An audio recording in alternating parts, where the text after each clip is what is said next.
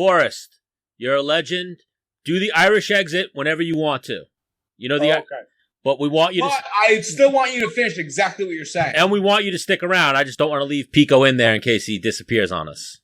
Yeah. Well, let's. I was just saying, open scoring. It might stop some of those where people call for the corners to stop the fights. Like Anthony Smith. Yeah, right. I think Anthony Smith should have. I was like, why didn't his there's no way he could win, especially when he was on the ground. Now that's the thing is, when was the last time you saw a corner throw in the towel? It's a pride thing for the corner. I feel which is crazy. Which is crazy. Like, trust me, man. If I'm cornering people, I'm throwing towels at them. Because the thing is Stan, who are we talking about? I forget who we're talking about. Anthony, it might have been even Anthony. Is Anthony their biggest guy, their only guy? Anthony who? Smith. Oh yeah, he might be their biggest guy. Which fight were we watching? We were like, dude, this is their only guy. That's why they're like, oh no, against Amanda Nunes. All right, here. Wait, Menace. Aaron Pico, welcome to Menace and the Man. What's happening? Sorry, guys. I was having some trouble with my stuff, so I didn't know if I was in or not. But you're straight, Aaron. You're in. Right. You're in. We didn't want to lose you. We're just right now. We're talking to Forrest Griffin about how the towel. Ironically, what's up? Just thrown in the towel. Ironically, just like fights that maybe should have been stopped, where the corner. Well, we're talking about the outcome was determined. The Max Rohskopf situation. Well, we were talking about how judges' fights should be scored. Should there be more judges? Should there be the scorecard after every round? And then we started getting into throwing in the open scoring. Yeah. No, I hear. Yeah, it's interesting. There's so many different people's ideas. I don't know. For example, that one fight that the coach was pushing the guy to fight. I think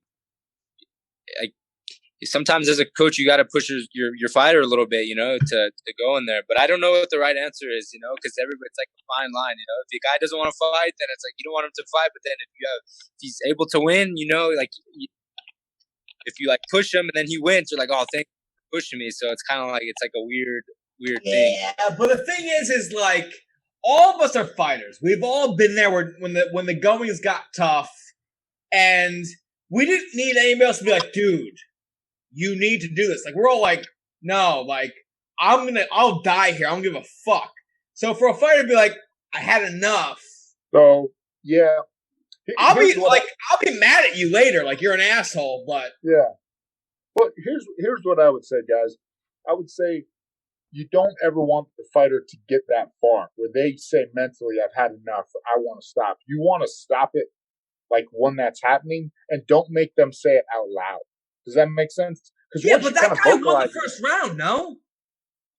I thought so, yeah. It was 1-1. It was 1-1. But the second round was 10-8.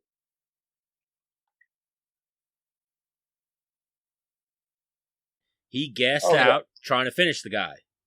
Yeah. That wasn't, it could have been he was rocked. He had something going on, but I think he was just exhausted. He got fucked up a little bit that previous round. He was like, I don't think I can win this fight. But even Forrest, Robert Drysdale very well, right? He's cornered me a couple times. Yeah. Yeah, he's been for years. No. If I've been in situations like that, that's how I want it. I don't want you to cuss at me and tell me to get your ass off the school. I want you to be like, hey man, you got this. You're okay. Calm down. Here's what we're gonna do. That's exactly what I want. There was nothing I would change. Yeah. No, I like that. I hate when coaches yell at a guy, get up, do this. I don't do good in that situation either. I can't when people because I'm already you're already self-motivated. You just want somebody for me to just calm me down. That's what I need. That's what I need. Aaron, it's not like you're not trying your hardest. It's I'm obviously doing the best I can, moron. I'm in here. Tell me how to do it a little better. Give me some technical advice. Quit yelling at me. Yeah. Right. Yeah. or maybe a little bit of a cheerleader, but like, hey, you're doing good. You're right. That's good. That's good. You got this. This was like even like highlight something you did well. What I don't want is the coach that like get your ass on like yeah. I'm gonna give a quick shout out. Like, so I used to work with Keith Trimble, and like he was always like kind of bully and be mean to me in the gym. So when he was nice to me at the fight, it was just like, whatever you want. But he also isn't a bullshit artist. He would give it to you straight, like, yo, A, B, and C. So, like, when he would come to court, he'd talk to me in a very, calm voice. All right, stick with this, stick with this. And if it was on the ground and that was his forte, he would send in my jiu-jitsu coach. What did he yell that time you threw the spinning back kick? What the fuck you doing? We've never worked that. Yeah. What the fuck are you doing? Aaron, have you ever gotten any particularly like bad corner advice, like where you're just like, "What are you talking about?" Because thank God I haven't. No. I've only been to the second round like 2 times, so I've only all my fights like even like my corners. Thankfully, I haven't had like something where I was like, "What the hell are you?" You know what I mean? Usually I trust what they say. So, but I'm sure I'm gonna be in the fight game for a long time. But I'm sure I'm gonna have something where I'm like, I don't know, So, but I haven't gotten there yet. So you guys are gonna love this story. Go ahead, finish story. I've been watching all the fights at the Apex, and I don't even mean between rounds. I mean like you can hear corners sometimes yell things out that are wrong. Like you just yell out bad advice and be like, "Nah, man, that's not a good idea." I say this because I watched the video of me cornering Matt Brown on the show, and I'm yelling out, just let him up. And I'm like, why? Guys, no, don't let him up. Get down on top of him, win the fight. Like, why would you just let a guy up and fight you again? You already got him down once. Let him up's horrible advice. And then the jiu-jitsu coach is like, no. Just control his ankles. Get on top of it. I'm like, yeah, that's actually what you should do. I should shut up. So, but you, in the moment, you're obviously very influential to him. So, you maybe was like, he's behind me, like, send it, Like, knock him out, But, my jiu-jitsu coach knows a lot about jiu-jitsu, not as much as about wrestling as I do. So I'll say wrestling things, and he'll just start yelling when I'm yelling. If it's a wrestling aspect, But real quick, for everybody in here, I think you guys will love this. So, I was already in the UFC. Aaron Pico was a junior in high school, wrestling Russia's #1 guy, right? So I'm sitting there with my college in Albany. Aaron, do you remember that? I remember, yeah, for sure I do. So I'm like, this kid's essentially a boy, and he just toyed this fucking dude from Russia who's #1, right? So me and my college wrestling coach, he was there. We start bullshitting, he's like, I think he's actually a boxer too. I think he's a Golden Gloves champion. I'm like, what? He's like, yeah, I think he was getting the MMA after wrestling. I was like, what? No chance do I want to fight that guy. He because the only way in my head how I could win MMA matches is with my wrestling. So how do I beat a better wrestler who's probably a better boxer too? So then when I saw you were getting into MMA and you went to Bellator, I was like, that's good. Now I remember that was a good match. I was I was USA versus Russia in Albany. That was a good match for me for sure, against a high level guy for sure. Ameev. What? Real quick, why'd you get into MMA versus wrestling? I've always liked MMA. I started boxing when I was 10, and I did that for 2 years just straight. I originally just wanted to go into straight boxing. I was like, I love wrestling, but I love boxing a little more. But then I met my coach, Valentin, and I started traveling the world and stuff like that. And I was I've done some pancreation things and stuff, but I was like, I got to give MMA a try. And then as soon as I started doing it, I just fell in love with it. So yeah, I like wrestling. I love wrestling. Actually, I don't like it. I love it. It's who I am. and it's made me. But I have a very, very deep passion for fighting too. So, and you can make money. You can make money fighting, and I want to make money. I want to be. Yeah. I like things like that, and that requires you to make money. So, yeah, that's the reason why I got into it for sure. Like Forrest, have you ever seen this guy wrestle? Yeah, I have. So yeah, Dwayne Zinkin told me about this kid years ago. He was like, "Hey, you got to check this kid out," and I was like, "Oh, okay." But Dwayne's like, any good wrestler, he's just got a hard on for it. Right. He's always like, "This guy is amazing." Oh, okay. Yeah. Because I remember I've seen really good wrestlers at a young age, but they're like totally shredded, muscles popping out. I was like, Aaron doesn't he's definitely jacked, but he's not like shredded. Yeah. And I'm watching him take people down. Like, it looks almost effortless. Like, is he paying people out? I don't get it. Like, for me, when I would take some down, you see just look at my fights, my face would be fucking, gripping, popping out of your head. Yeah, veins are popping out. He's like, whoop. I'm like, I don't get it. Yeah, technique. Yeah, I love wrestling. I can obviously still compete if I wanted to, but MMA, man, is just it's a different beast that I'm trying to, I love and I'm figuring out. It's way different. It's not wrestling. It's not boxing. It's not jiu-jitsu. It's the fucking fight. It's is there somebody or something that you're like, let me just go grab a gold medal quick and then I'll hop to this fighting thing? Honestly, I always think about going wrestle for the Olympics or things like that, because I could wrestle for I could wrestle for the United States or I could wrestle for Mexico, because actually I'm a dual citizen in both. So I'm always like, man, I can wrestle, but I'm loving fighting right now. I really, really am. I'm loving the journey that I'm on right now, and I'm trying to figure it out. I'm progressing every day, and it's just it's honestly really, really addicting for me. You love hurting people. Just say it. Yeah, I know I do, it's but fine. I love everything about it. I love being a martial artist. I really, really, truly do. Like grappling, kickboxing.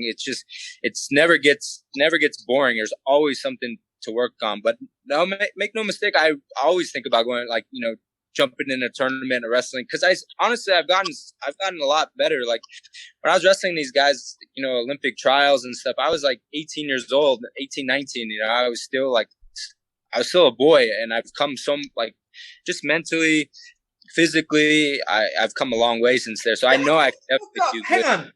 You're mentally a man. You're wrestling men from Russia. That is the best country, and beating them. I don't get how how's your mind tick then? This is another man. What do you mean? Yeah, he's competed his whole life. Yeah, just competed.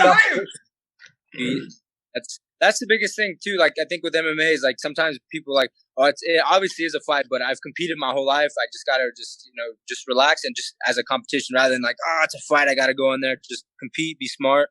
That's something that I've really had to grow as a fighter. Before, in my earlier fights, I've gotten in trouble because of it. I'm it's a fight, but now I'm really, really approaching it differently. Of course, I'm not going to lose that killer instinct where I'm going to freaking elbow your face in, but I'm also going to be okay, I'm going to be smart, do what I need to do, and go out there and compete. I mean, I started wrestling when I was 4 years old. I've competed all my life, so I got to just, be hurt. And that's, one thing in wrestling, just go out there and compete. That's what my coaches always told me. Just go out there and compete and have fun. It sounds like it's people say it all the time, but you really have to literally just go out there, compete, and have fun, or else you're gonna go crazy. Forrest, when did you start wrestling? A little bit MMA or never? Yeah, after I started, when I realized that I was getting beat up from the guard, I was like, I should probably learn how to wrestle. But Randy always used to say compete. Randy Couture, and that was something I got from him. And he wasn't nervous, a fight nervous, because he was competing. And you talk to him, he's like, yeah, I've been competing at something my whole life. This is just I'm just competing. And then I can tell you're a sick puppy. You want to hurt people. I think what Aaron is more like me, where I was addicted to getting 1% better at fighting every day. Every day it was like a puzzle. and I just want to get just like that sense of purpose. Like, you know what I'm going to do today? I'm going to get my left underhook as good as my right underhook, and be able to hit the knee tap from both sides. You know, for me, it was like that constant like building and progression. Like, and even when I sucked and I got beat every day, it was okay for me because I got beat a little less than I did the day before. So it's just that sense of progression towards something, and that's when I kind of fell in love with it. And I think that's what Aaron's talking about with MMA is like you get a little okay, all right, and now I can do this, and now I can do this, and that's the best part of it, right? No, you're exactly right. Like yesterday, I was just watching I watch fights like constantly now. Like I'm like after my losses and things, I've gotten like so obsessed with fight. Like I want to get better at this and that. Like last night, I watched the Volkanovski versus Holloway fight, and I was like just so impressed how just Volkanovski leg kicks, especially the inside leg kick, you know. And I was just like, man, okay, today in sparring, that's what I'm working on: my jab, leg inside leg kick, outside leg kick, but like setting it up the right way. And it's just like just thinking, like. And that's what I want to do today. And you hit, and you're exactly right. It's like MMA. You just want to get just a little bit better at this, a little bit better at passing the guard from, you know, a certain position or like doing this. So it's honestly really, really addicting for me. It really, really is. So it's a puzzle. Aaron, I had a couple beers. I don't mean to toot my own horn, but no, you're good. Come on up here to New York. I'll show you a few takedowns. Also strikes. It just so happens I don't know how, the most takedowns in the featherweight division. I would love to come. But Elkins needs to retire soon for it to stay that way. Right, yeah. Or have like his last fight where the guy just pieced him up and didn't get taken down. He could have a few of those. Yeah. Well, how many more does that man have before I think his brain quits on him? Yeah. I think you have him by like 6 right now, or 7. I probably got 3. He's got probably 2 more fights before he passes me. Yeah. But no, we thought that, and then his last 2 fights, he hasn't gotten really any takedowns. Oh, good. Yeah, people are going at you might be sliding in people's DMs like, yo, don't get taken down. Yeah. Let me tell you the secret to beating Elkins' takedown. What I want you to do is you're gonna bring that knee up right here. Yeah. I'd love to come to New York though and get some training in with you for sure. For sure. Oh, I'd love. You can sleep, dude. We have a sleepover. I got an extra room and everything. When I'm in New York, where do you live at in New York? Long Island. So it'd be me, you, Chris Wade, Greg Gillespie. Yeah, for sure. Yeah. Gillespie can wrestle too. That's a stud. Who now, can? Forrest, does Gregor recover off that knockout? Yeah, shit happens. I think so too. For sure. Sure. Yeah.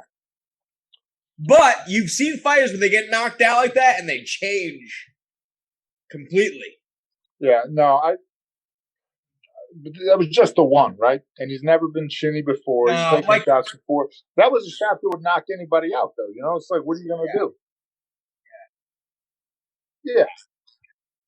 And then Kevin Lee is a huge 55er. So huge, in fact, he can't make 55. You know? So did he miss weight for that fight? No, he didn't miss weight for that fight. He made weight for that fight, but I mean, he just always struggles to make 55. And then, you know, he's one of those guys that's like, can I get a 65 in here? Yeah.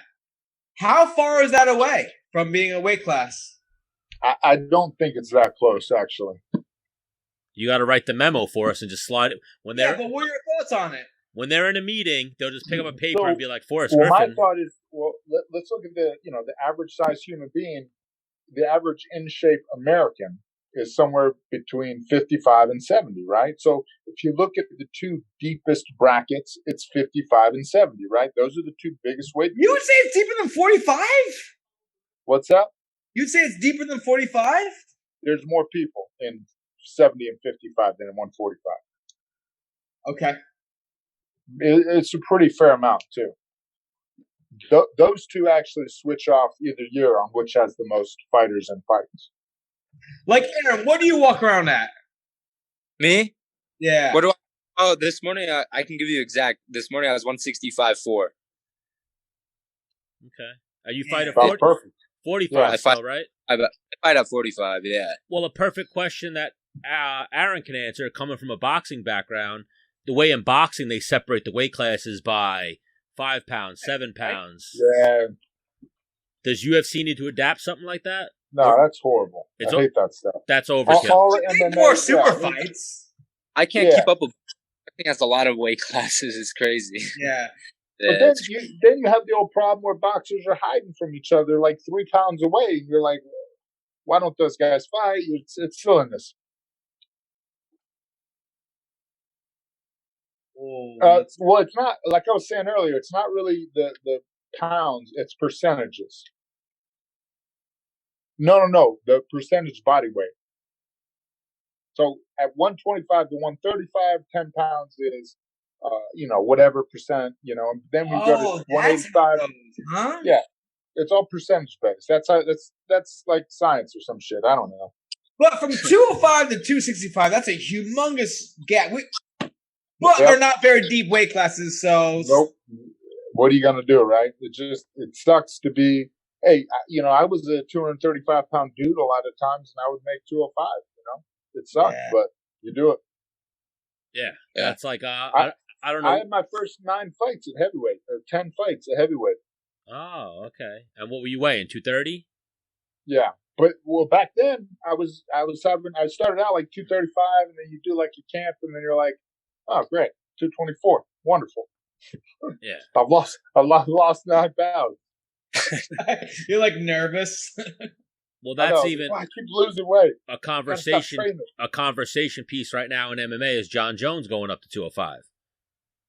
Yeah, I would love that because he's got the other aspects. I mean, going from 205 to heavyweight. Yeah.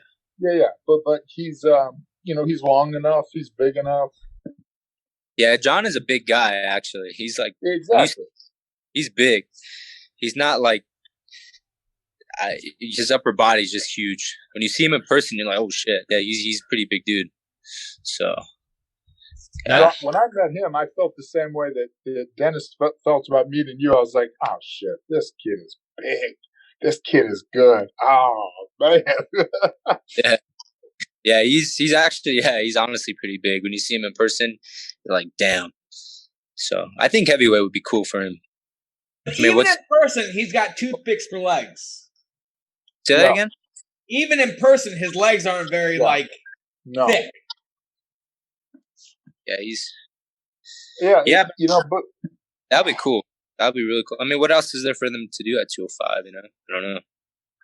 So now, Aaron, you're in New Mexico now, right? Yeah, I'm in New Mexico now. Why'd you leave AKA? I was never at AKA. I would just go back and forth and pop in and do some training there, but I pretty much stayed back in Southern California. But now I'm in Albuquerque, which I really, really love out here. So I like to coach. You were at the training lab, right? Yeah, I was at the training lab, but I did a couple camps at the Body Shop with Antonio McKee and stuff like that up in Southern California. Yeah, and then I made a switch to Jackson Wink, which I think is really, really good for me. So, yeah. Yes, Alp Ozkillik is a good friend of the show. He was always saying how good Pico was. Who? Alp.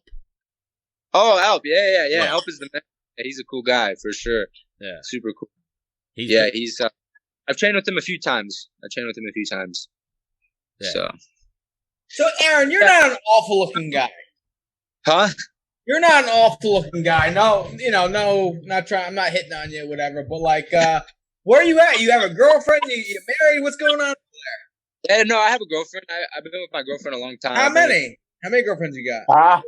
One. Hey, this is the perfect time. This is the perfect time for me to jump off. Good luck, Aaron. Good luck. Take it easy, Forrest, guys. We'll catch you later, dude. We love to have you on. We'll get you on again. Good to talk to you guys. You're the man, Forrest. Peace, brother. But yes, what's the roster looking like? It's down to 1 right now. No, I've been with my girlfriend a long time. I've been with her 9.5 years. So wow. Yeah. So 9.5 years. How old are you? Wait, how old are you? 23. I've been with her since I was just turned 14. Since high school, she was like, "This guy's a complete stud." I'm not leaving. No, actually, she's 2 years older than me. So when I met her, I was Again, like, this guy's a complete stud. Yeah. I'm older. I'm smarter. I'm not leaving this guy. I'm into it. Wow, 9 years. So she been moving around with you in the country and shit, or what? Yeah. She lives with me in New Mexico, so she helps me out a lot. I mean, I got 2 horses and 4 blue heelers, and I have to make weight. Horses. Yeah, I got 2 horses, so here in the backyard. So I'm constantly having to do that. If I go away for training camp, or not, I don't go away for training camp, but if I have to go away for a little bit, she'll take care of the horses and the dogs and does all my meal prep. So yeah, it's good. I mean, my dad would trade you for me in a heartbeat. No, my dad used to like train horses here on Long Island. He'd play like polo because he was like a worker, and people like, hey, ride my horse. Rich people ride my horse, play with my horse and shit like that.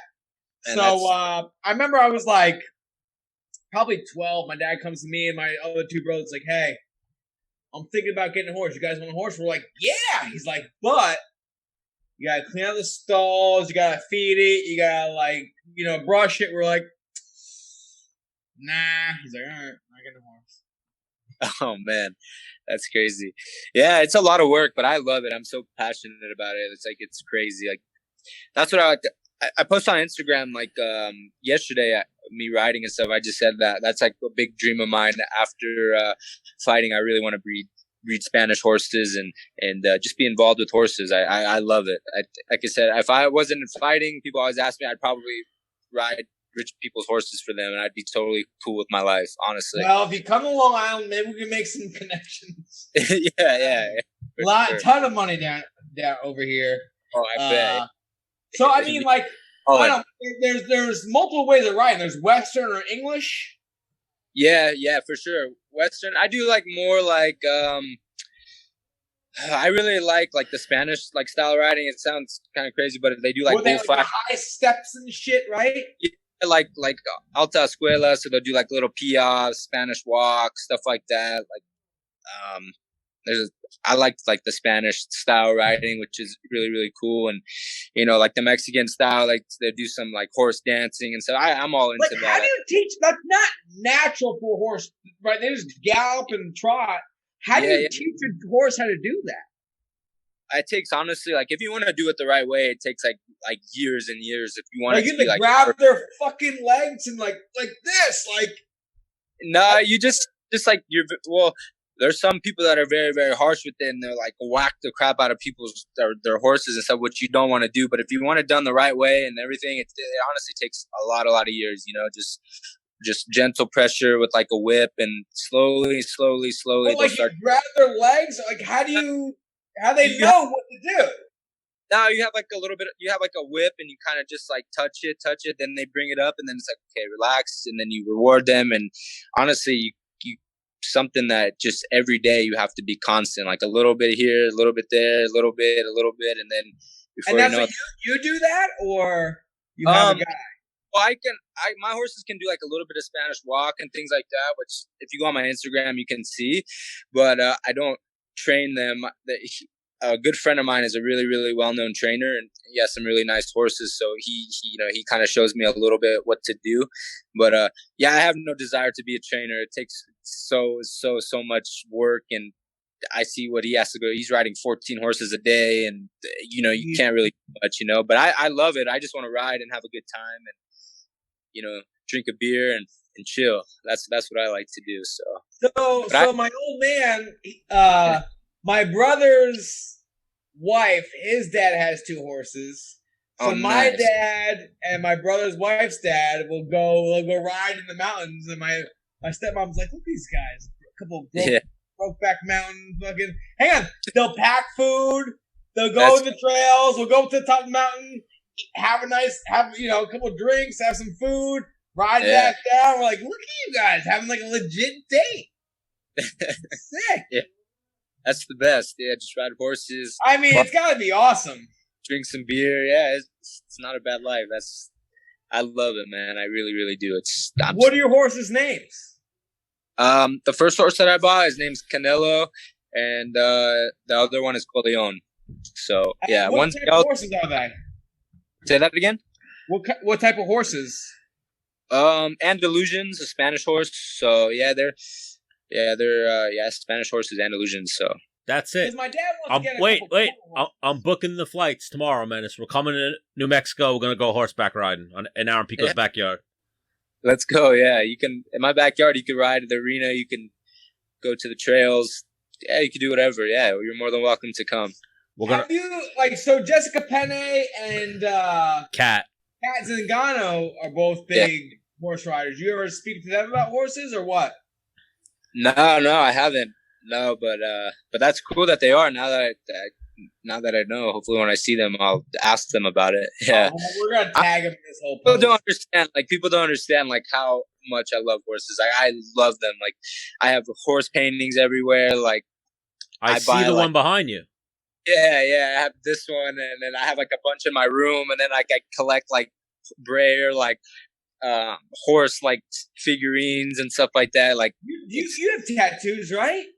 No, I don't have no tattoos. No tattoos, but if you got one, it'd be like a horse.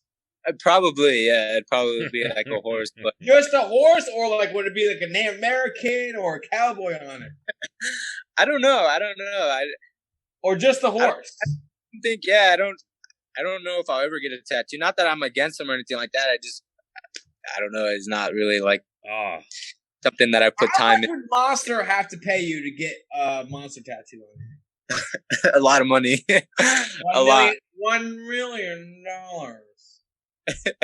That would be nice. Bro, you could buy for the light bulbs were going off. I was like, we'll come there. We'll get Aaron a little drunk, a little tipsy. Menace will draw you a tattoo. And then we'll go to the fucking tattoo parlor and get you a tattoo. That'll be hard to do, but yeah, we'll see. It'd be hard to do because Aaron, what you don't drink, do you? He said he drinks. No. I have like after a fight, I have a few beers and stuff like that. Yeah, for sure. Yeah. I'm not like trying to go wild, but yeah, I'll sit down and have a beer, have some tequila for sure. Oh, yeah, wow. Yeah. So how different is New Mexico compared to California?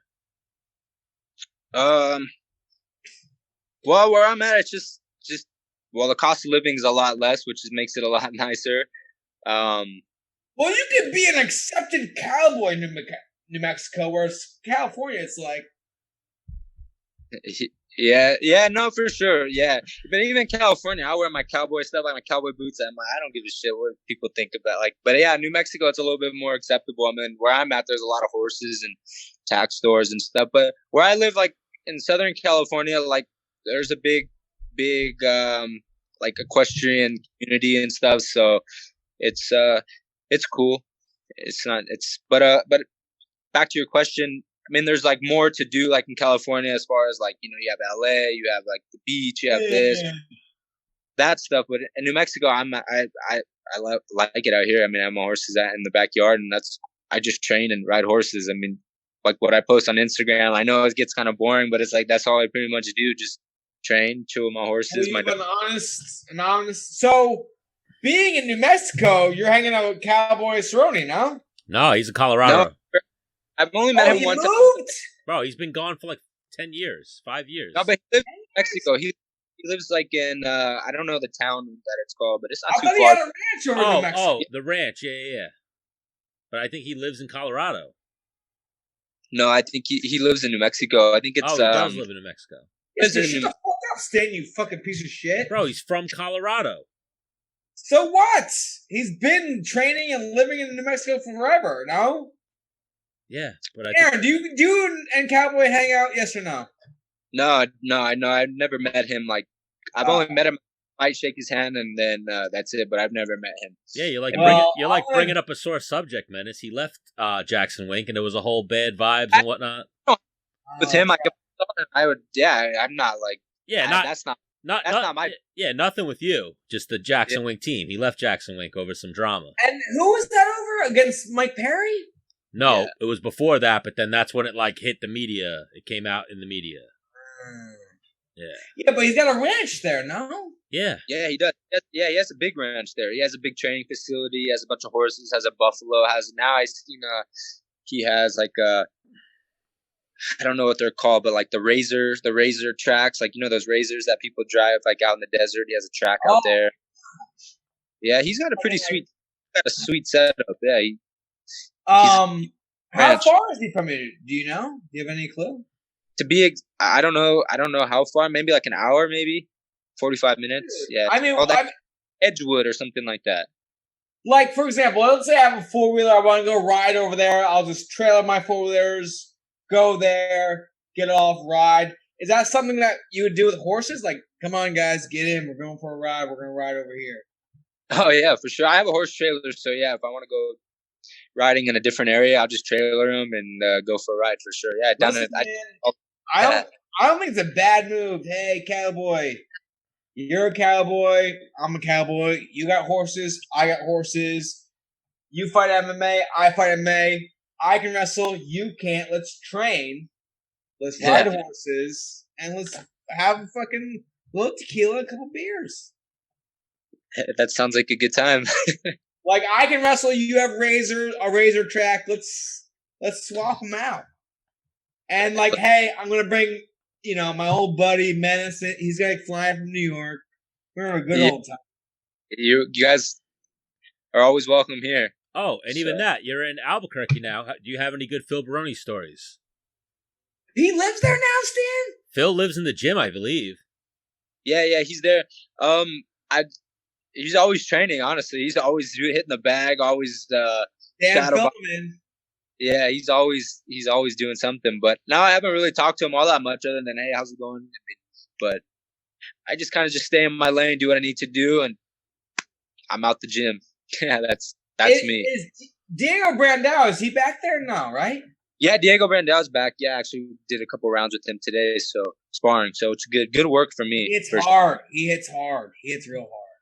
Yeah, which I really like going with him because I'm just, I got to work on, obviously, like my head moving, my jabs, my fakes and stuff like that. So it's a good partner for me. And he's got a lot of knowledge in MMA. So he's definitely shares it with me. And he's a cool guy. So once me and you are done, later tonight, I'm going to message him. Hey, you got to come on the Menace Man show. I also need the verbal from you. Dennis asked for you. You gotta come on the show. I think we've talked to Brandao a little bit about coming on. Oh, anything I post, he likes it and like, good man, like, great, I still armbar. Nice guy. I still. If he likes you. He's like, I still armbar you. I still win by armbar. I know. Yeah. Pico, did you ever see that fight? Yeah, of course. The 1 round battle. Yeah. I thought I killed a man, and he fucking armbarred me. Yeah. Trust me, shit happens. I know. Yeah, you do know. I do know. So it stings, but there's. Yeah, I mean, the guy is still a killer. It's one of those like guys that I've grappled with. He's so damn strong. He's really strong. Yeah, he's a fucking sick. Yeah, so sick of jiu-jitsu. Yeah, he's very, very good. Yeah, he's strong ass man. Yeah, for sure. Now, from that day forward, have you ever seen me get armbarred? I don't think so. No, you haven't been armbarred, right? Me neither. No. Yeah. It was a live and learn kind of deal, For sure. But man, like you have to still follow wrestling, no? Me? Yeah, for sure. I don't really follow college wrestling, but I follow it's tough. Like so many championship Europeans and like Dake and like where let's say you put yourself in the mix. Who would be your guy to get on Team USA? Probably be like Yanni or Zane Rutherford. Zane Rutherford made the world team, I think, last year. I wrestled him 6 times. I beat him all 6 times. Really? Which is insane. Yeah. I beat him 6 times. Yanni. I'd probably have to wrestle Yanni.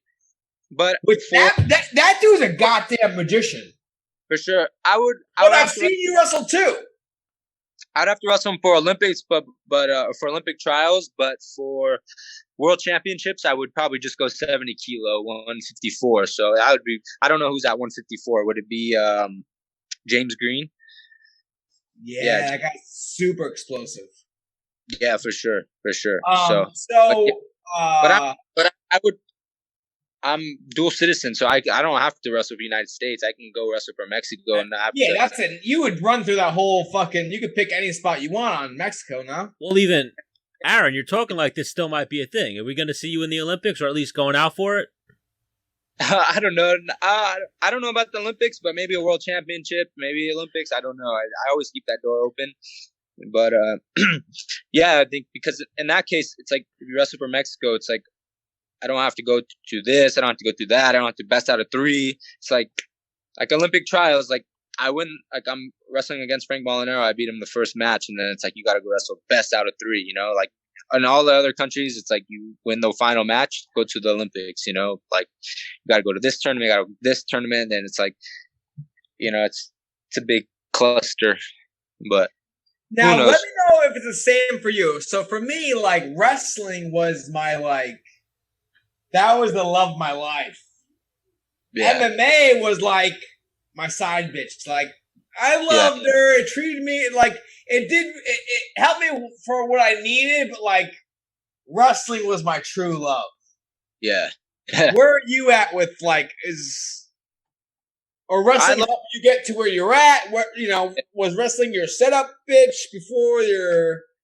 No, I love wrestling. To be honest with you, I people always say, "Oh, do you still?" I love it. Absolutely, it's like I truly am so thankful that I wrestle. I think everybody should wrestle. Yeah. It's taught me a lot, and now I love it even more than I even loved it back then. But for me, I really love fighting, and I love boxing. I love MMA and boxing. That's like my love. You know, wrestling too. It's great. I think I'm very thankful that I wrestled, especially now coming into MMA. But MMA is something that I really love, and I've lost 3 times, and after all my losses, I've loved MMA even more, which sounds really crazy, but because I've seen a lot of your losses, and like going into the fight, I'm like, no chance. This guy doesn't stand a chance, and then like. I just feel like you just get like the fuck. You're doing everything perfect, and that's what I hate about MMA. There's little things like mentally and things like that with MMA that it's taken me a while to adjust. But honestly, I'm really like studying it and adjusting it, calming myself down because I have so many skills. I have so much power in my hands. I have my grappling has gotten so much better. But now it's just like Greg Jackson, Coach Gibson, and like working with like all the coaches there is just like just calming myself down and just using my skills. And I'm so excited because I'm like watch my old fights to like what I'm doing now. I'm like, oh my gosh, it's like night and day.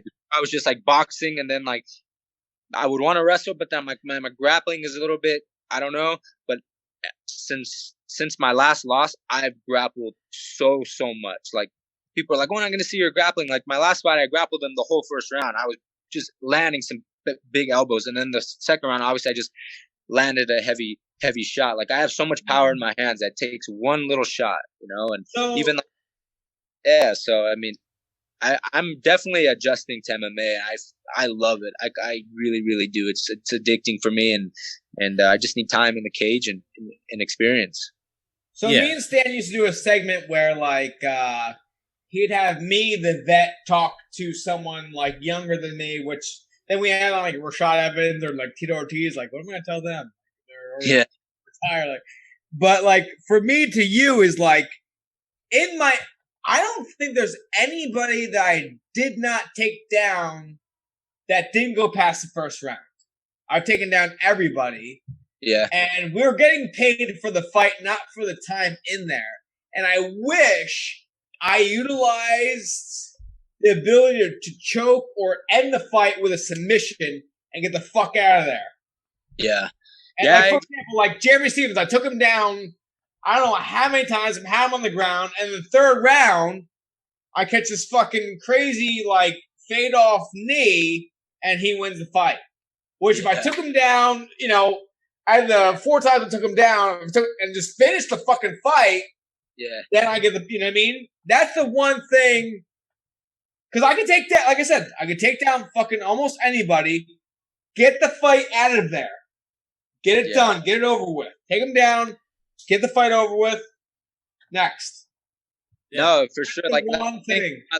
Like my losses, my Madison Square Garden fight, like I don't really even think about. Like that's whatever. I was up at 155. I fought a guy that was like 6'2", like super tall, like whatever. He got me there. But like the Henry Corrales fight, it's like, man, I was fighting like a veteran. I knock him down in the first 13 seconds, and I just such inexperience, just dumb things that like now I'm like, oh my god, what was I freaking thinking? Like working with Greg Jackson, like and studying tape with Coach Gibson. It's like, man, what the hell was I thinking? Like it's just lack of inexperience. Like give me a couple more fights, like it'd be totally different, you know. And like that's the thing, is I just have to stay patient, especially with him. I'll take him down, ground and pound him. Like thing is like he's fought like guys that like take him down, and yeah, he gets up, but he's never felt top pressure like me. Like my top pressure is getting so much better. And then Adam Borks, like I got caught with a flying knee because I take a blind shot. Like what the hell? I've sparred against that guy. That guy's fucking super tough.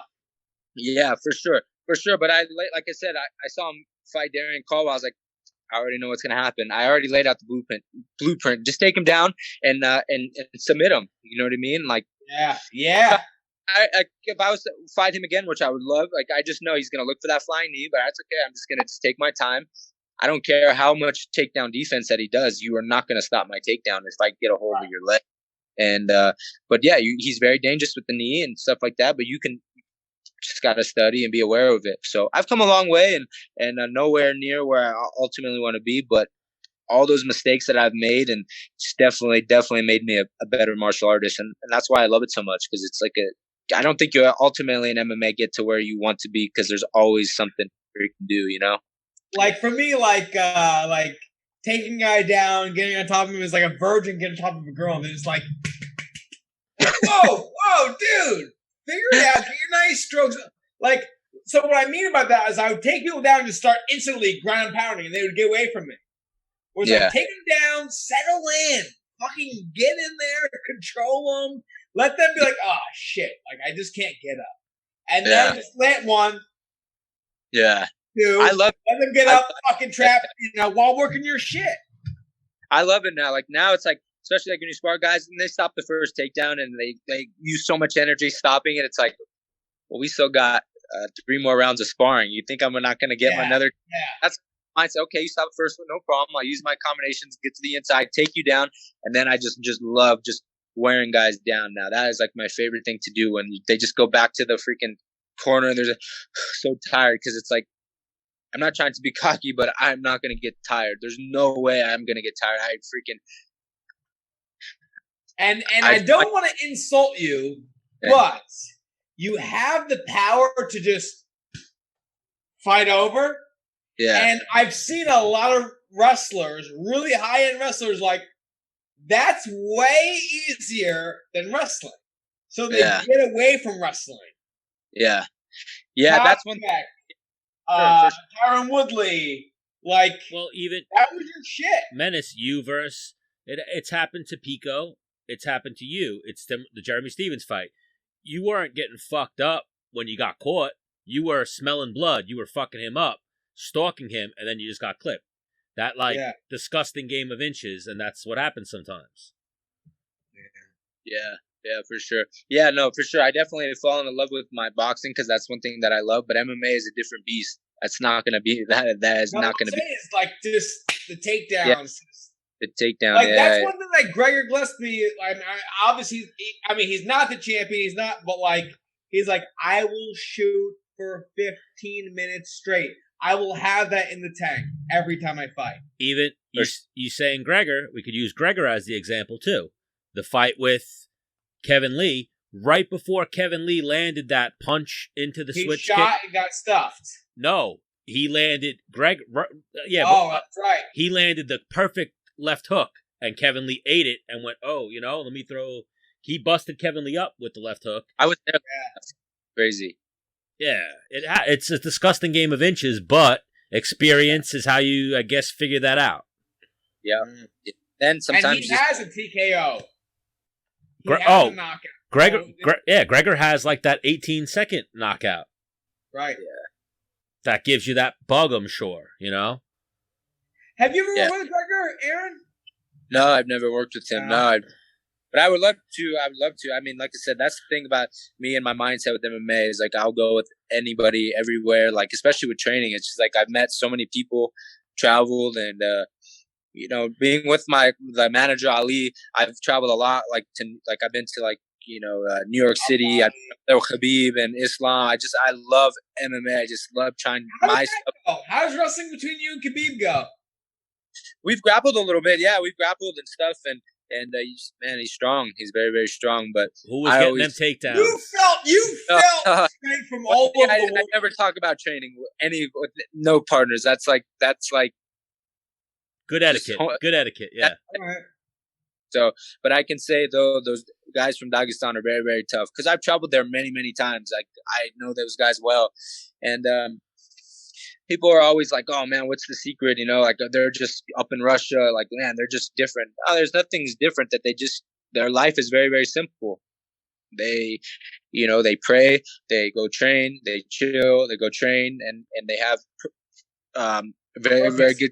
They're coaches that focus coaches that dedicate their life to producing champions. You know, they don't really have like a lot of distractions, and they're not trying to like go crazy on this and that. They just live a very, very simple life, and they train their ass off. Like it's not like they're more scary. Yeah, they're more scary because they go and beat the shit out of people, but it's not like they're doing something extraordinary and they're doing this. It's like, you know, half the time they have a wrestling mat, they have ropes, and they freaking climb ropes, and they wrestle, and that's why they're so good. And they have coaches that are paid by the country, by the city, and to be professional coaches, and that's why they're at the level that they're at. You know, and the same goes with. So there's no secret to anybody being good other than that they just work their ass off. So and wait, you ever see that video in Dagestan where Khabib was like swimming against the current upstream? Yeah. And that's the thing is like we have us as Americans have all the best technology and this and that, and sometimes just keeping it very, very simple. Simple exercises make you strong, and for sure they just keep it simple. Here, hang on, because Aaron, what the fuck were you doing to be that good at that young? There's something I don't know. I can't put my finger on it. I've watched you work. I've examined your body head to toe. I've never talked to you in person. And I don't know who you hang out with or like who's surrounding you, but like I live a boring life. No, that's probably it. Yeah, honestly, I don't do much. To be honest with you, people are like, what about when you were younger? I'm trying to. Honestly, when I was younger, I just trained. I've always dedicated my life to what I was doing, and I'm not talking like, this is the right thing to say. No, I've honestly, from like 12 years old to like 17, 18, honestly, I was training. I was up at 4:30 every single day for like maybe 5-6 years straight, going 6 days a week, strength and conditioning, and just wrestling. That's all I did. Maybe I probably overtrained because I would go like all the time and I was training constantly. But in my mind, I felt I outworked everybody. So going into a wrestling match, I was like, this guy didn't wake up at 4:30. He's not eating as good as me. I just had that mindset, and it's like, I didn't do anything crazy other than just work my ass off. Like that's just the mentality I have. I'm just gonna figure out a way. I'm gonna surround myself with the best team, and ultimately it's up to me to put in the work. And I gotta go out. You had like the best of the best trainers in wrestling growing up, no? Like the best private lessons and shit. No, I had one guy that like wrestling as a kid. I always had just like the local coaches, and there's a guy. Ruben Valencia, his kids wrestle for Arizona State. They're NCAA champions and stuff. And we grew up in the same neighborhood. And we just honestly. And his son grew up to be a fucking ass beater. Yeah. So we just recently trained in a garage. We called it Monster Garage. We would go in the garage, and his dad was never a wrestler, never a big time wrestler. And he would look at videos. We'd get college wrestling guys to show us moves, and we just literally worked. We'd go all around the country. We won everything because we worked. Then I met my coach Valentin, who's from the Soviet Union, And he said, man, there's a different level of wrestling out there, world championships, European. And he's like, we need to go to Dagestan. You want to see some high-level wrestling? We'll go to Dagestan. So I made a world team. I won a world championship. And then I started traveling from there and just started seeing the world. So, but the thing is, Aaron, like, what was your, like, because the thing is, like, my father, I wanted to be a state champion in the worst way. And my dad would look at me like I had two heads. Like, I offered you $50 to shovel the whole driveway, but you're gonna go work out? Like, I don't get it. Yeah. Like, if me and you were in the same county, we probably would have been best friends. Like, I used to drive 1 hour up to Albany for wrestling practice for 1 hour and then drive back. And that was after my own wrestling practice. That was after football practice. I would wake up at 5 o'clock in the morning, run to my high school to lift or train wrestling. Yeah. Like, me and you would have been fucking bros, for sure. Probably would have. I just didn't have probably the level of training you did. I don't know. Yeah, I don't know. It was only me by myself. Yeah, people always ask me that. Like, I just entered my name in the tournament, did what I had to do, and showed up and competed, and it worked out in my favor a lot of the times. And yeah, I don't know. Like, I didn't even know Fargo existed. I didn't even know what Fargo was until after I was a senior, and I missed the opportunity. Like, that's how where I grew up was. Like, I didn't know. Yeah. So, Aaron, how many times did you win Fargo? 5. Did you have like a wrestling dad? Me? Yeah. No, my dad didn't wrestle at all. Actually, it's funny how I started wrestling. My brother? Yeah, I have a brother. My brother was driving. Did he wrestle? Yeah, he wrestled, but he liked it, but he was just not really into it, like how I was. But no, my dad didn't wrestle. He's older. Huh? Your brother's older?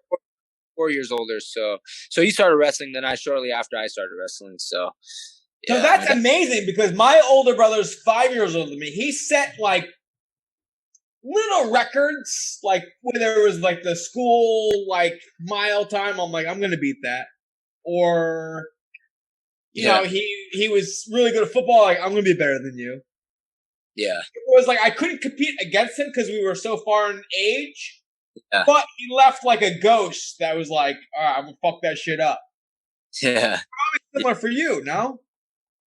No, honestly, no, not really. I think my brother is like a big influence. Like when I was younger, I just always wanted to do what he was doing. So, yeah, if he was riding a bike, I wanted to go ride a bike. He was wrestling, I wanted to wrestle. So we never really my brother and I were never like that. Like, oh, like he won, so I gotta win 2 of them. It was just like, honestly, my brother beats me in everything other than wrestling and fighting. But anything other than that, my brother's a better way. Beat you in basketball, hockey, soccer. Yeah, riding a dirt bike, riding a skateboard. He's just all around better athlete than I am. You guys have good genetics. Like me and my brothers, like I'd be training for a fight. I'd be like, yo, Jay, want to come for a run for me? Like, all right, we do 5 miles, and he'd be on my shit the whole time. I'm like, yo, you don't even run.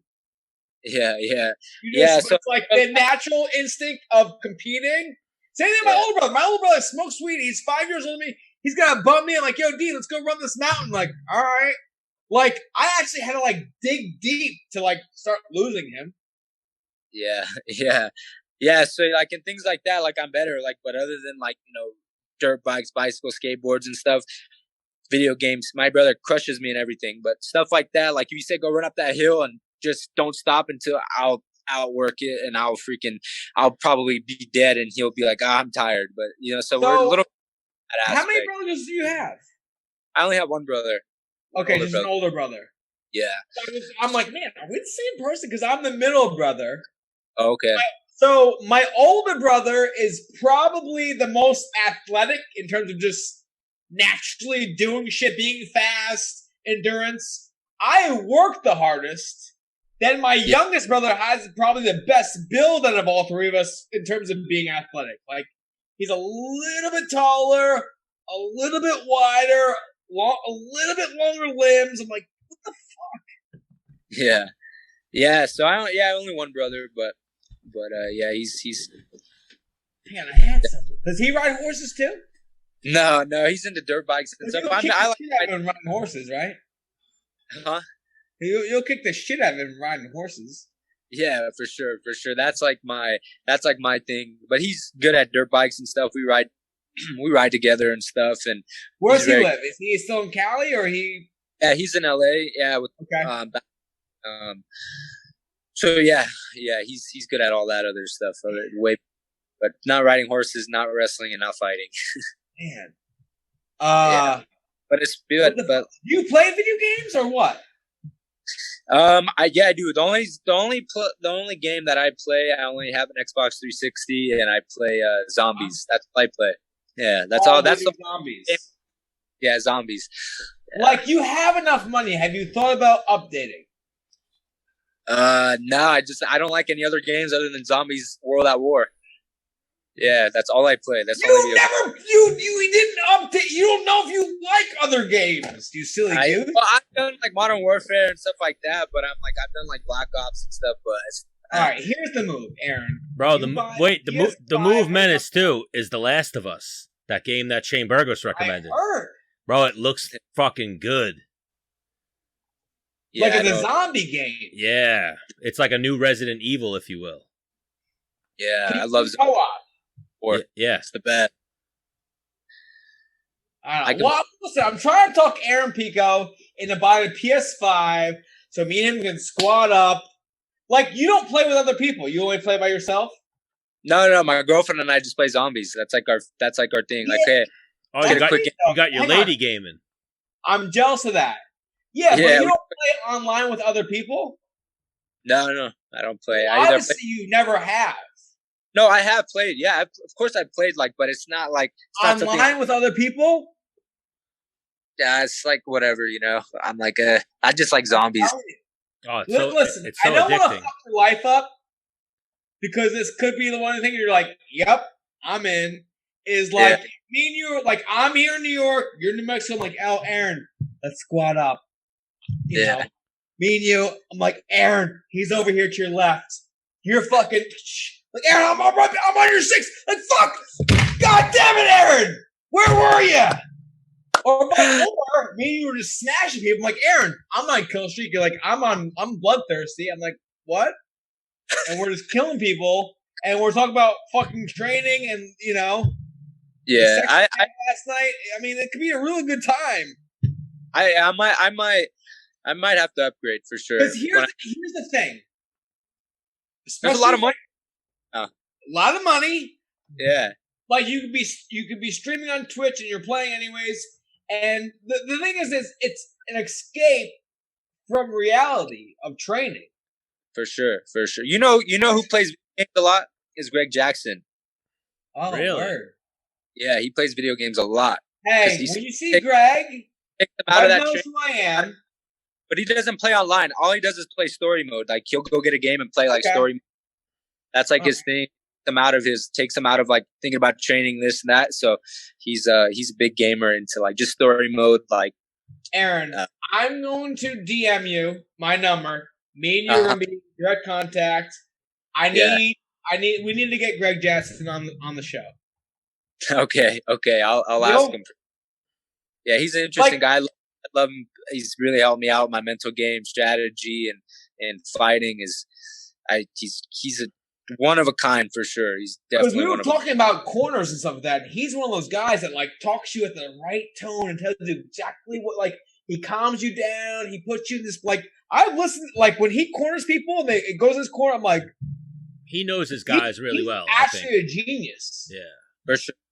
Yeah, and I'm very thankful. I get to spend a lot of time with him and get a lot of input. And I ask him a ton of questions. That's one thing I do. I ask because I'm so like. GSP is my favorite. You're a perfectionist. Yeah, I'm constantly wrestled at the highest level, there. Yeah, I'm like, I think he never gets tired of me asking GSP questions. So I'm very thankful because I'm like, I don't care. I'm not very much like a fanboy like other people, but GSP is like my one guy where I really, really look up to. He's even my screensaver on my phone because why is that? I just like his whole approach. I love his fighting style. I love his whole approach to his game, to the martial arts, and he's honestly the reason why I started MMA is because of GSP. I'm like, I really like him. I want to be like that guy. So that's why. Back to the question that like, why is MMA? GSP. Yeah, that's like my favorite athlete and one guy I really, really respect and look up to. So man, this is like, we're gonna clip that. We're gonna get GSP, and that's how we're gonna get. Well, my mind's blown because he's not. He doesn't. He used wrestling to win a fucking ton of fights, but he's not. That's not his background. Which is, I'm like, yeah. Huh. I always heard though in like practice and in the room he could hang with some of the best guys. I'm like, he was. If there was rumors, he was thinking about going out for the Canadian. He did. Olympic team. He did, I believe, and I think he lost in the qualifiers, if I'm not mistaken.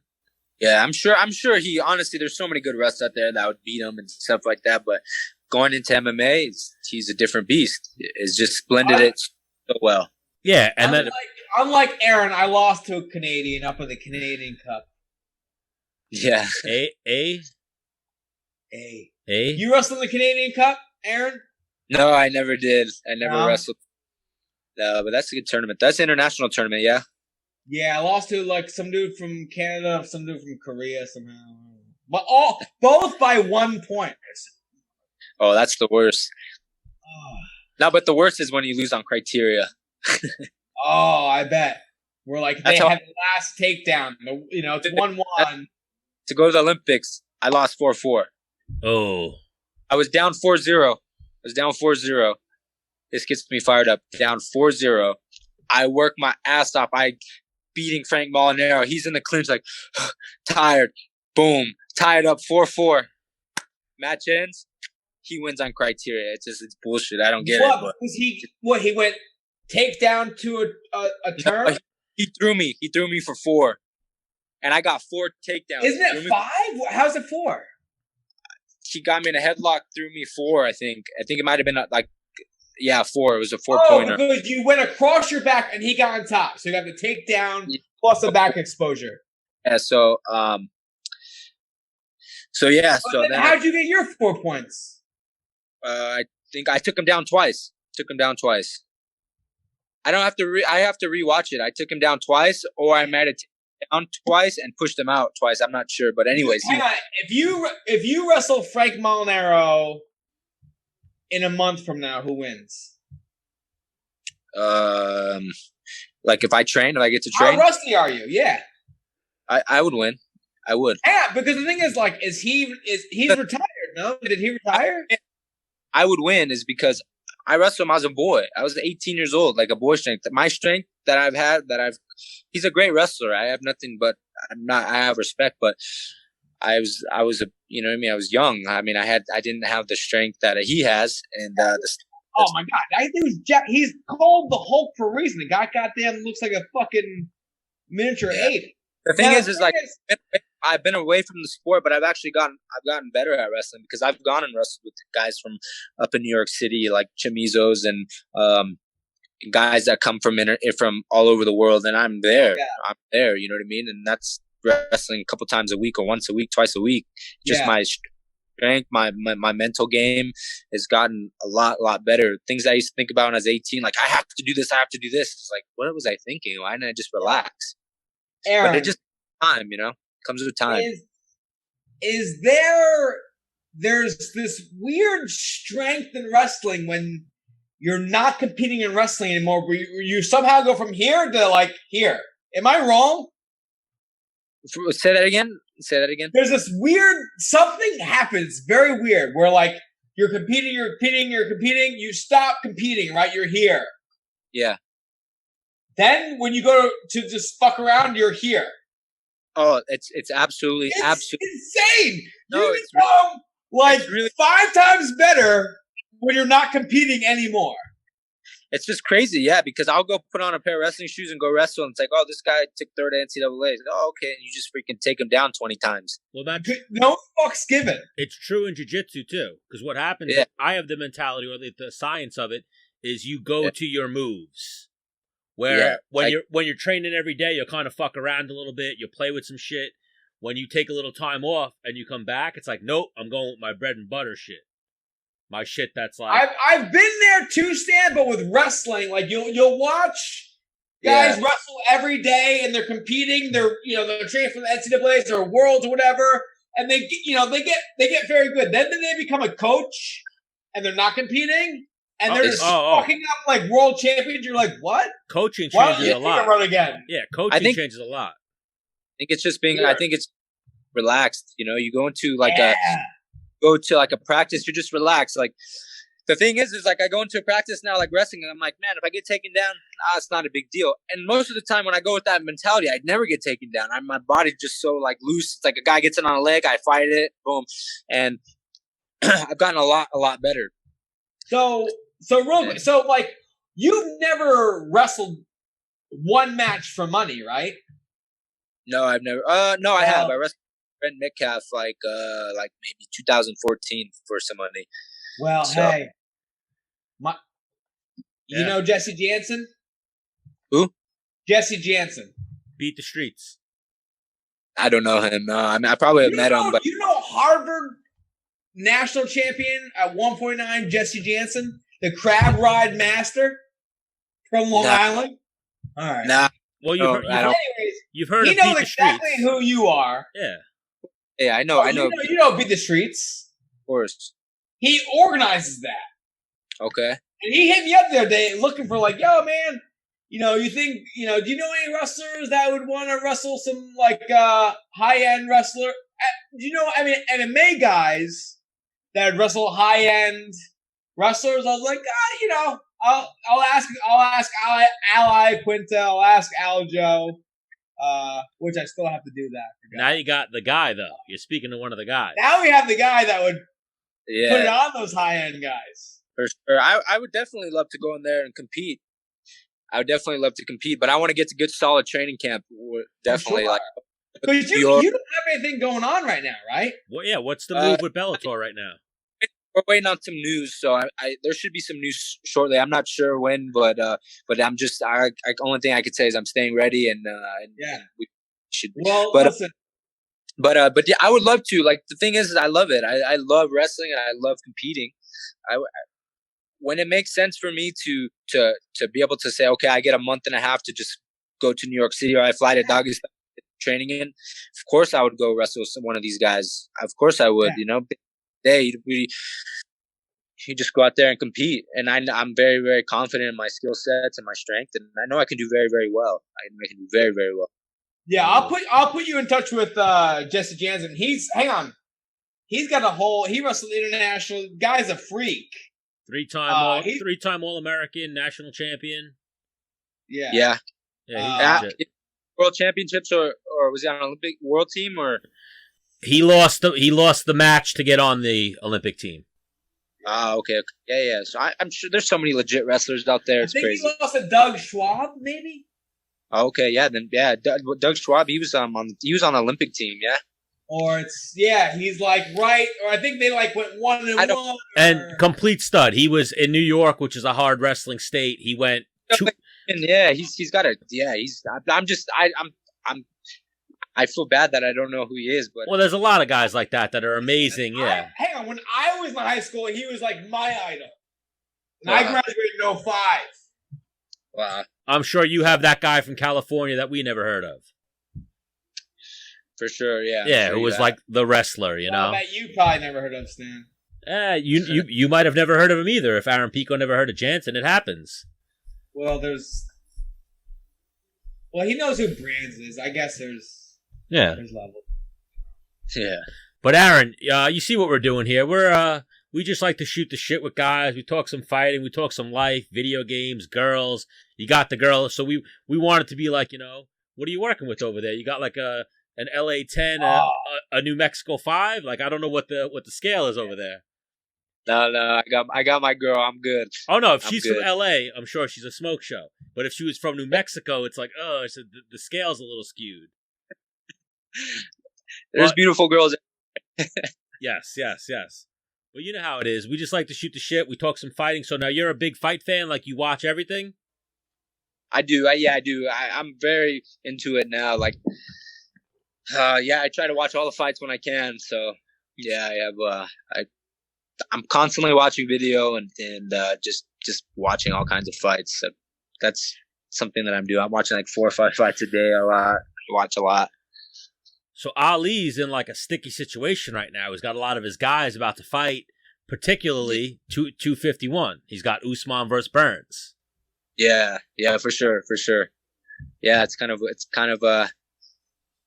but at the end of the day, it's like he did his job. His guys are are fighting for a title, and now he can just sit back and relax and let the best man win. They're both getting paid good money, and hey, he got him to that point. Yeah. So. Oh my God. Like, even that. I know Ali's your manager, Dominance MMA. He's one of those guys who, because of like the McGregor shit and whatnot, he catches a bad rap, but the guy's a G. In the gym, whenever you talk to him, that guy's like one of the unheralded legends of MMA. People don't even realize because they put him in like a weird category.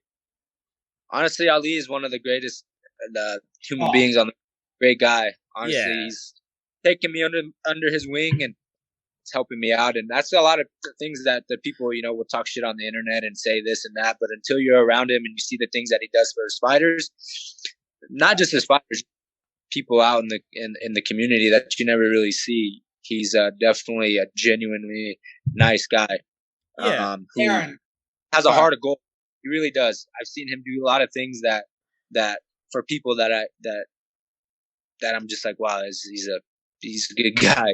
He's got a lot of money. He helps a lot of people out and is willing to die for his fighters. And in this game, you need a guy that will exactly that. Like, people give him shit. Tell me another manager that's going to get into a fist fight for you. Yeah. Tell me another manager that's going to get on the mat and train with you. You know what I mean? Have you rolled with him? Yeah, I've rolled with Ali. Yeah. He's a freak. Yeah, he's strong. He's very, very strong. And he's a guy that loves the game. He understands fighting. He knows what's right for his fighters and bringing them up the right way. And good guy, man. I mean, we all have our faults, and we all have our things that we're not perfect people, So of course, we're gonna make mistakes, and that's just life. If you never made mistakes, then fuck, I don't know what to tell you. You're just perfect, but nobody's perfect. Yeah. So. And even that, like, people hate on Ali. I've talked to some very prominent fighters that are like, nope, legit, he submitted me. And I'm like, really? They're like, yeah, he fucking submitted me. He's legit. For sure. Yeah, I've rolled with him. Ali has never submitted me, so I'm still waiting for him to submit me. But really? No, he's never submitted me. I'm telling you that. I rolled with him one time in Henzo's, and I tapped him, and then, dude, he went berserk, and I was like, oh, he's definitely pissed off. Like, it got wild quick. Did he tap you? I think he did. I think, when someone's like, they're going so hard that you're like, dude, this isn't, I don't know. Like, either we get into a fist fight or like, okay, you can have one too. And like, it turned one to those. Cause like, Henzo's isn't my like gym. I was a guest there kind of deal.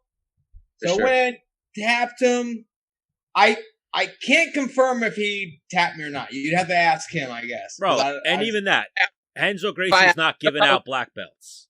He'll probably know. Because that guy will, if he taps you out, he will never let you down. That's one thing about Ali, is he'll know that he tapped you. So, but no. I'll get him next time I get on the show. Like, Ali, did you ever tap me? And he'll know. He'll be like, yes, Dennis, with this move, if he did. Yeah. But no, man. Honestly, I think he's a great guy. So strong. Yeah, he's a one of a kind, and there's a reason why. But the thing about Dominance MMA is like, it's ran by Ali, but there's so many people that you don't know about that help that management run smoothly. That's the thing, is like, just like there's a lot. Huh? Do I know any of them? I'm talking like people that are setting up interviews, that people are doing the medical, like setting up things, people that are like working with Ali, that, like assistants that work for him. You know, people like for example, Dan Ige, who's fighting. Love Dan. We've had Dan on the show.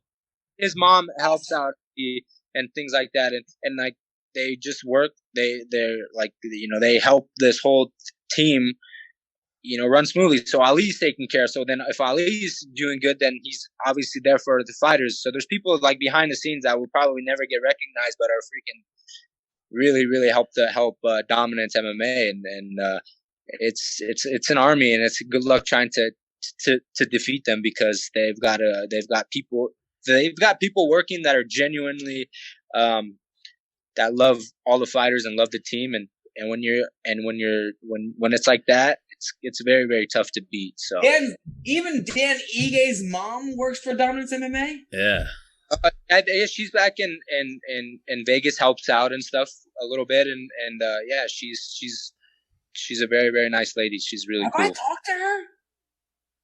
I'm sure you have. Like, she's what's around her name again? Paulette. Yeah, she's around the fighters and stuff. So it's like she helps out if you need help with something. Like, yeah, you know, she'll like, okay, you don't have it, I'll go run it to you, so you're not late to training or this or that. And even the same way there's beef amongst fighters, and some fighters get different reputations and whatnot. I could see why there's beef amongst managers and whatnot and shit like that. But when you're the number one manager in the world, of course, obviously people are going to hate you. Yeah, if you don't have haters, you're not doing a good job. Yeah, exactly. Aaron, obviously you're a fan of the sport, right? Of course. Like, UFC, 251's coming up, right, Stan? Yep. Can we get your picks? I think Kamaru is going to win. I believe he's going to win. I love Gilbert Burns. I've rolled with him and They're both the same management, so that has nothing to do with who you think is going to win. Yeah, I think Kamaru will win. And then who else is fighting on that card? Sorry. Stan, give him the matchup. So we'll start from the top. Yeah, you just got the main event, and then we got your weight class, Volkanovski versus Holloway. Oh, that's a tough one. I was just watching that fight. Honestly, I think Volkanovski will win the rematch. I think him and his coaches, and I think Max too, but I think Volkanovski's gonna figure out what he needs to do. I think he's gonna improve since the last fight. So I think I'm taking Volkanovski. Same. And then the third. And then the other one could be your weight class, right? You can make 35 one day, right? Or no, never. They can't make 35. No, absolutely not. So have you thought about 55? Huh? Have you ever thought about 55? Not right now. I did my first fight at 55. Hang on. I remember when I fought at 45, I was like, one day I'm going to fight at 55 again, because I make 145 really, really easy. Like, really, really easy. Like, I work with a really good nutritionist and follow his plan, and I make it really easy. So for me, dude, like 160 was like for me to feel like, okay, 160 was like the fucking plane, and I had to fucking legit kill myself. Like, what do we think? What do we think Aldo walks at? I don't know, to be honest with you. Maybe like, I think he probably walks. He walks. He's pretty big. But that's similar to Pico, dude. Yeah. I mean, honestly, I tell you, can I make 135?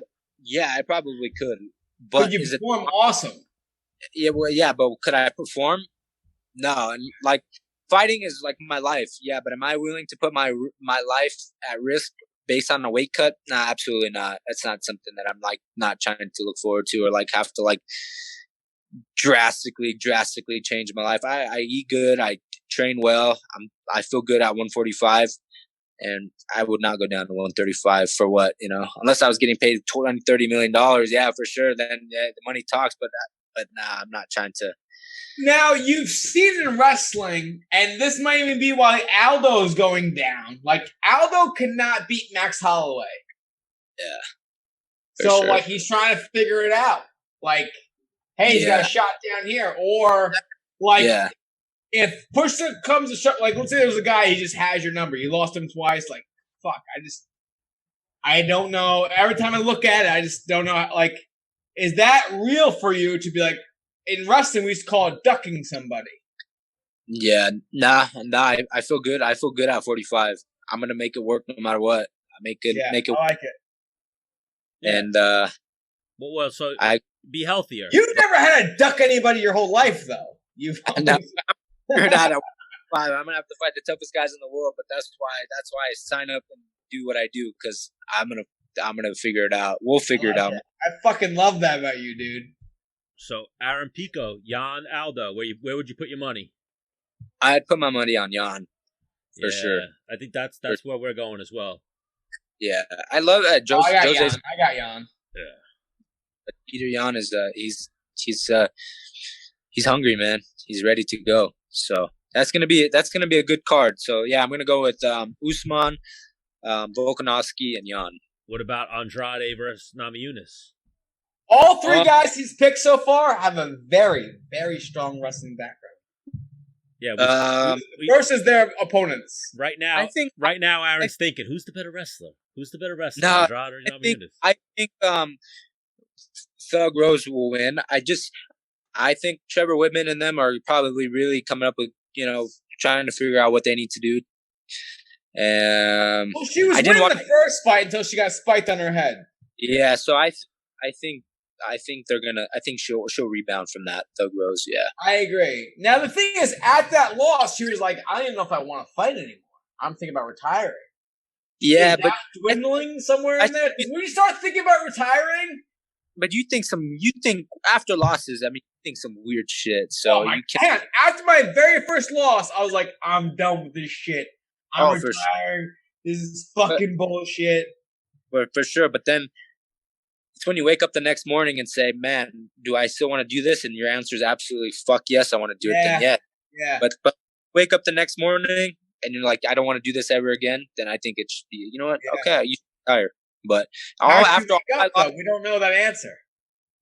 Yeah, after all my losses, I always ask myself, would I do it again? And the answer is always, fuck yeah, I will. So I'm good. But until my answers, and until, like I said, that candle inside me stops burning, and I don't feel that same anymore, is the day I'll say, okay, time to go.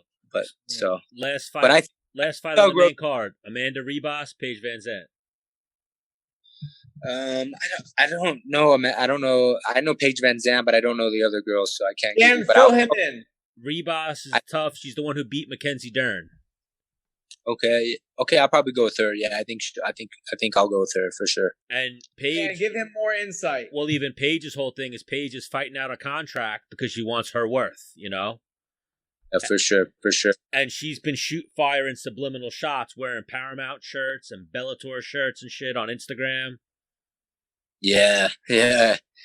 Since you can't shit in the hand that feeds you. So the UFC is not giving her anybody easy. Well, and her husband is in Bellator, and apparently she said she makes more money posting on Instagram than she does fighting for the UFC because she's had injuries and shit. She said she's on her deal from her first deal after the Ultimate Fighter, or not the Ultimate Fighter, her second deal basically. So she's been on a 6-fight or 8-fight deal since she was 22. How old is she now? 26. Yeah, I don't know. But she's a way bigger star now than she was when she was 22. Well, they put her on Fighting or Dancing with the Stars. That's almost their own fault. Yeah. Yeah, I don't know. I don't know Did they put her on, or her management got her on? Here's the question. Less fighting. I mean, yeah, then you fight. But if you make more money doing that, then why don't you just do that? Dan, this is what I'm talking about. Remember, I was like, "Hey, yo, UFC." I was speaking to Lorenzo Fertitta. Like, you guys should have me on. What's it? Jimmy Fallon? Jimmy Fallon. Yeah. Jimmy Fallon's show. He's from my town. 2 weeks later, Ronda Rousey's on a show, and then I was like, "Yo, you guys should have me on Dance the Star." Like, I'm Latino heat. I could dance pretty good. Paige Van Zandt's on their show. I'm like, what? Are they taking all my ideas and just like putting someone that they think they could do better than me? Yeah. Like, Aaron, you could fucking dance. I've seen you at the fucking Toro and the fucking, you know what I mean? I honestly, Latino heat, dude. Latino heat. I gotta take some dance lessons. I'm not very good, but I still dance. Like I don't You care. look amazing after you knock somebody out and you do your fucking little. I don't even know. Honestly, I get embarrassed talking about it, What do you mean? That's your bread and butter. yeah, I guess that's my thing now. You know, like when I do it naturally. So it's not like I'm like, oh, I need to do it. It's just like my thing now. So yeah, that's like. But back to dancing. Yeah, if I was on Dancing with the Stars, I would definitely need some work. If I won that thing, it would be. Well, that's what it is. You work with a professional fucking dancer, and you do that every day for 6 weeks. You're gonna be nasty. Oh, for sure. So, and you hear about the stories of like the celebrities banging the professional dancers because they're fucking smoking hot. He's got a girlfriend, Dennis. Well, I'm not saying him. I'm just talking about. Hey, you got a girlfriend too. I'm not talking about me either. Whatever, dude. I'm just saying. I'm talking. What's the show called? Dance with the Stars gossip. That's all. So that's what this show's going to turn into is Dancing with the Stars gossip. I like it. Fuck up, Dan. I said I liked it. But Aaron Pico. How much of a piece of shit is fucking Stan? I was about to be like, Aaron Pico, you're the man. Thank you for the time. We're sorry if we keep you so long. This is what always happens to us. No, it's all good, brother. It's all good. I'm all good. Aaron, I know you did. Done, so I'm good. Aaron, I cannot wait till me and you are just horseback riding into the sunset. I'm down. Yeah, like, horses and I'll. Do you look? I'll bring the hay. I'll buy hay and ice. Hay for the horses, ice for the beers. Hey, I'll bring the beers too. You're talking my language. And We're sponsored by Great South Bay Brewery. I'll bring the beers. And then as you guys are riding horseback, Menace will be like, do you like guacamole? What? It's a line from Step Brothers when they become best friends. Like, do you like guacamole? Yeah. We'll tell your lady we're going to build fucking bunk beds in the spare bedroom. Yeah. We're going to make things happen here. Fun, man. It'll be fun. Yeah. Aaron, I'm going to DM you. We're going to link some shit up. No worries, brother. Thank you. All right. Thank you for the time, Aaron. You're the man. Thank you. Talk to you guys soon. Thank you. Take it easy, brother. Kid's a complete legend. Yeah, he's a fucking stud. I knew it was going to go exactly that way. I just knew too much about the man. Yeah, I knew he was. Even though it was hard, it was tight getting him on. Yeah, I don't get that. We'll figure out those niches, but hey. Yeah.